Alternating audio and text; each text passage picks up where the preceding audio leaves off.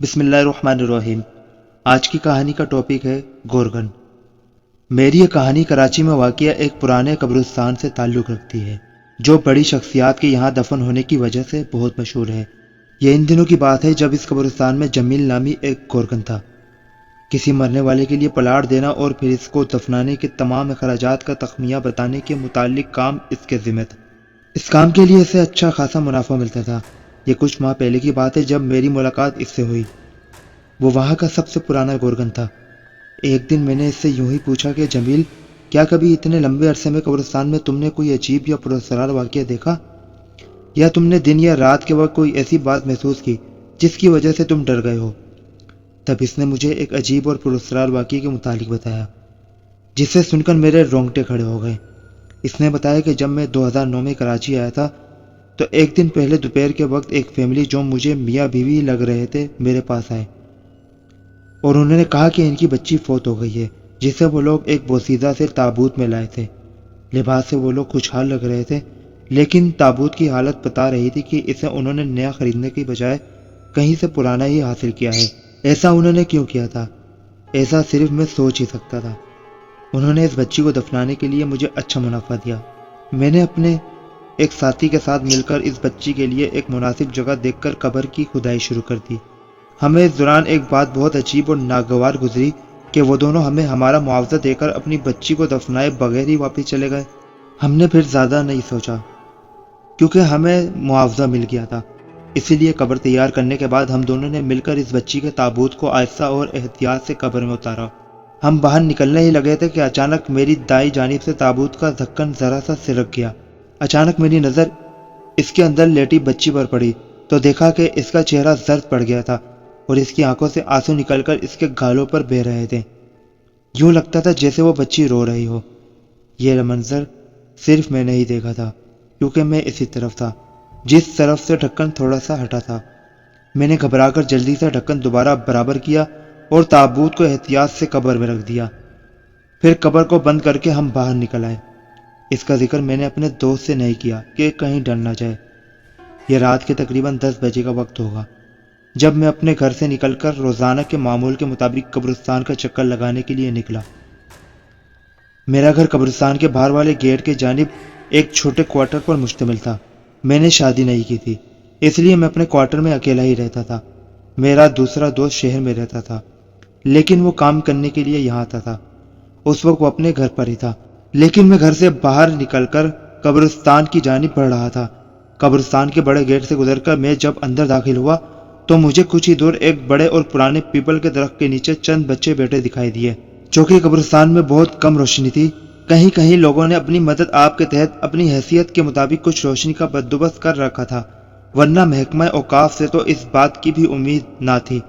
مجھے تھوڑا شک ہوا کہ کہیں یہ بھوت پریت تو نہیں یا کسی چڑیل یا جن کے بچے نہ ہو۔ یہ سوچ کر میں ڈر گیا اور جلدی سے ایک گھنی جھاڑی کی اوڑ میں چھپ کر ان کی طرف دیکھنے لگا۔ ابھی مجھے وہاں چھپے چند ہی لمحے ہوئے ہوں گے کہ اچانک اپنے پیچھے ایک آہٹ سنائی دی۔ میں نے ایک دم مڑ کر دیکھا تو میرے پیچھے وہی بچی کھڑی تھی جسے آج ہم دونوں نے خود اپنے ہاتھوں سے دفنایا تھا۔ اس بچی کا تمام لباس تازہ خون سے تر تھا اور اس کی آنکھوں سے ٹپ ٹپ آنسو بہہ رہے تھے اور اس کا رنگ بھی سرخ تھا۔ اس کے دونوں گال پھٹے ہوئے تھے اور وہ یوں سر جھکائے کھڑی تھی جیسے مجھ سے کوئی فریاد کر رہی ہو۔ اسے دیکھتے ہی میں گھبرا کر اٹھا اور وہاں سے بھاگا، اور بھاگتے ہوئے اچانک مجھے ایک ٹھوکر لگی اور دوسرے ہی لمحے میں ایک قبر پر جا گرا۔ میں یکدم کھڑا ہوا اور میری نظر جب اس قبر پر لگے کتبے پر پڑی تو مجھے بہت حیرانی ہوئی کیونکہ یہ اس بچی کی قبر تھی۔ میری عقل جواب دے گئی، میرے جسم کے رونگٹے کھڑے ہو گئے، مجھے اپنا دل پھٹتا ہوا محسوس ہوا۔ میں سوچ بھی نہیں سکتا تھا کہ جس بچی کو آج میں نے خود اپنے ہاتھوں سے قبر میں اتارا تھا وہ باہر کیسے نکل آئی۔ ابھی میں کھڑا یہی سوچ رہا تھا کہ اچانک یوں محسوس ہوا جیسے قبر ہل رہی ہو اور اس کے اندر سے کسی کے انتہائی تکلیف میں ہونے اور کراہنے کی آوازیں سنائی دے رہی ہوں۔ رات کا وقت، بھیانک قبرستان کا منظر اور ایک قبر سے آنے والی پراسرار آوازیں ماحول میں دہشت پیدا کرنے کے لیے کافی تھی۔ میرے ہاتھ پاؤں ٹھنڈے ہونے لگے۔ میں نے جلدی سے بھاگتے ہوئے اسی پیپل کی طرف دیکھا تو وہ بچے اب وہاں موجود نہیں تھے، شاید کہیں چلے گئے تھے۔ یہ دیکھ کر مجھے کچھ حوصلہ ہوا اور میں بھاگ کر اس پیپل کے چوڑے تنے کے نیچے چھپ گیا۔ کچھ دیر تک سانس بحال کرنے کے بعد میں نے آہستہ سے اپنا سر باہر نکال کر اس بچی کی تلاش میں نظریں دوڑائیں تو وہ مجھے کہیں دکھائی نہ دی۔ میں کچھ دیر وہاں کھڑا رہا، پھر میں نے وہاں سے نکلنے کے لیے واپسی کا راستہ اختیار کیا، لیکن اس کے لیے مجھے دوبارہ اسی قبر کے پاس سے گزرنا تھا کیونکہ قبرستان کا گیٹ دوسری جانب تھا۔